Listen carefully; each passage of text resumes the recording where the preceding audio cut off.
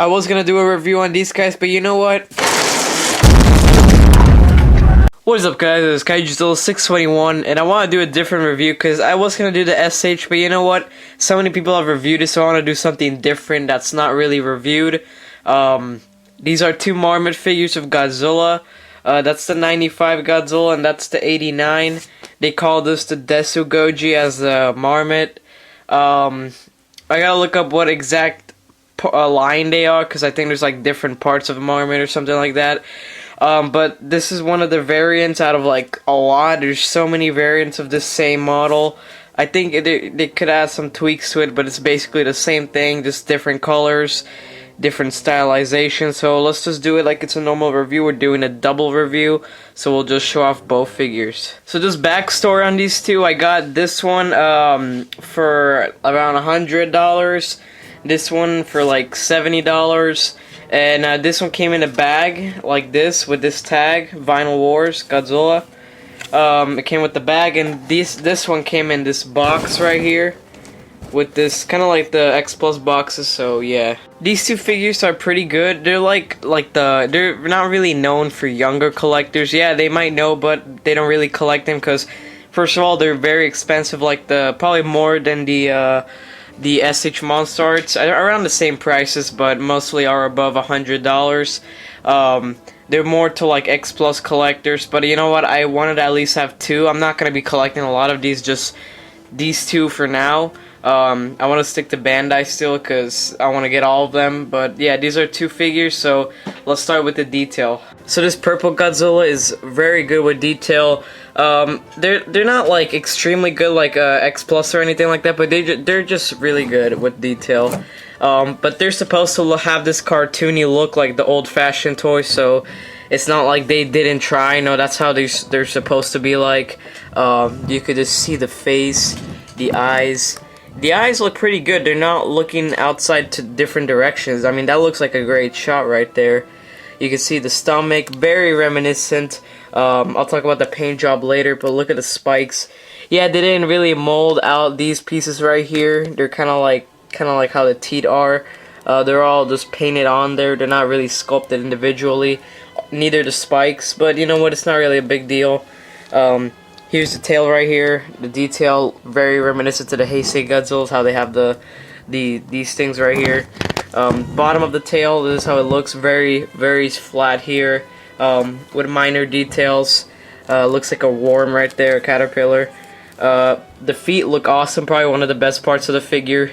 Very nice, very reminiscent. If this is more accurate to the paint job, you could definitely use it for a movie.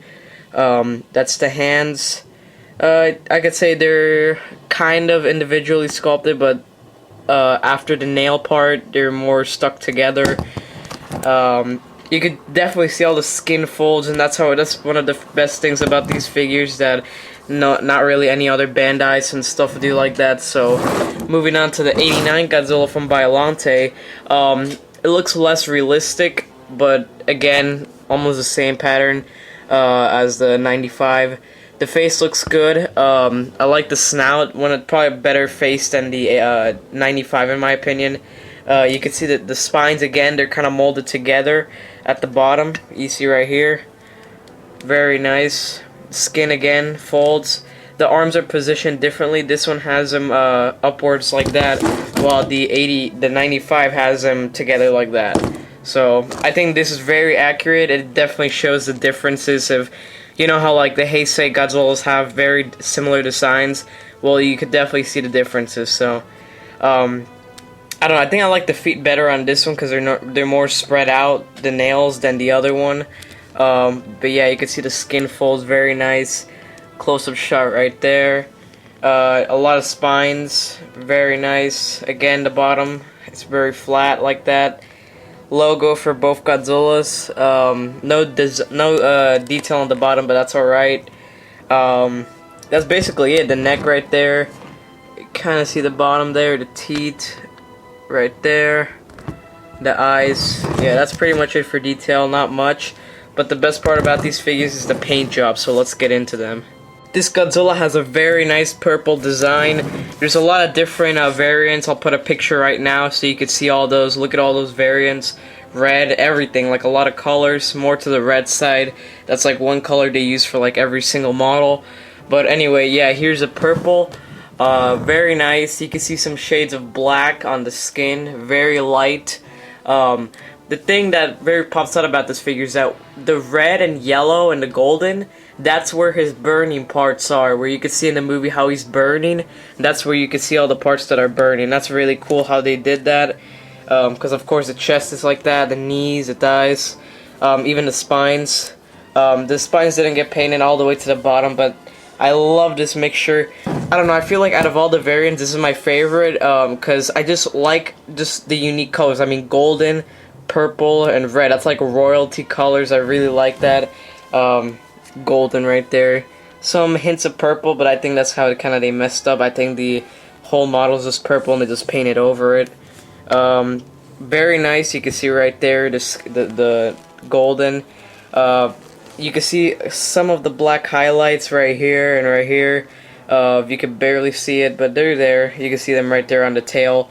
No paint at the tip of the tail, just the same purple.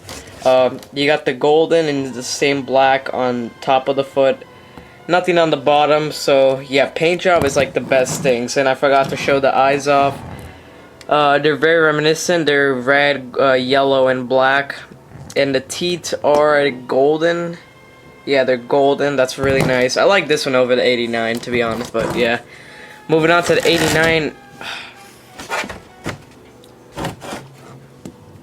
Moving on to 89 paint job, you got the nice black. It's not really a black. It's very hard to describe. It's like silver. I don't know. It's like very dark green. It's really hard to pick out what actual color this is. I'm just gonna stick to like black.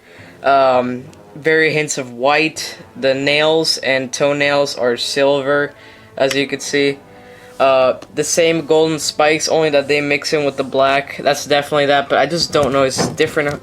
It's like very dark brown. It's like so many colors on the black, so yeah, I can't really explain any more of that. So yeah, that's it for the paint job on this one. I forgot to show the eyes off. The mouth is very pink, yellow and black eyes, and more silver on the top of the head. Just the light is hitting it too hard. So now let's move on to articulation. Articulation, you can move the purple head on this one, but these figures are not really to move articulated. They're just to put like the X Plus, not really like the Bandai, you move them around a lot, nor the SH Monstars. You can move the head slightly, but I recommend not doing it the full way. The arms move, but yeah, these are really stiff because I don't really move them a lot. So yeah, both arms can move. I could just say that. I don't want to say 360 because I would not recommend that. The legs can kind of move here, and the tail is safe to move. It's not really that big of a deal. Sometimes you gotta position it so it could fit on your shelf. Same with almost the exact same articulation. Yeah, it is the same. This one is more loose. It's fine if you can move it around. The arms can move like this, side to sides, both of them. Legs, yeah, this one is definitely more loose than the purple one. The tail can move again, so yeah, not really much for articulation, so that's it. For sizing, I'm going to use this one only because they're about the same size on 89 and that one, so let's just start comparing. Let's compare him to Destroyer, the one he fought in the movie. 6 inches, let me move the camera a bit down. Yeah, definitely bigger, definitely not on scale. This is a 6-inch figure, this is about a around 9 inches or 8 inches. Yeah, I'd say about 8.5. Moving on to the next figure we got here. Godzilla Final Wars. Again, not in scale. Definitely not in scale. You know what? I'm not sure. I think they're the same size. It could be that size. I mean, I forgot how tall was this one, but I'm sure this one is 300 feet tall. Final thoughts on these figures. I definitely recommend you get at least one Marmit in your collection. They're pretty expensive, so you're gonna have to pay a hefty amount. You know what? I think they're worth it, because I thought a long time ago, you know, they look pretty bad in detail, so I wouldn't get them. You know what? Once you have them, they really stand out in your collection. I mean, this one is probably the most colorful figure in my collection. I look at it, when you enter my room, you could definitely see that one first. I recommend you getting a Marmit, at least one. Great figures. I can't really rate them because I hate comparing them, so I could say an 8 or 9 out of 10 for this one. Probably this one an 8. I don't know why. I just like this one better. But yeah, that's it for this review. This is Kaijuzilla 621 signing out.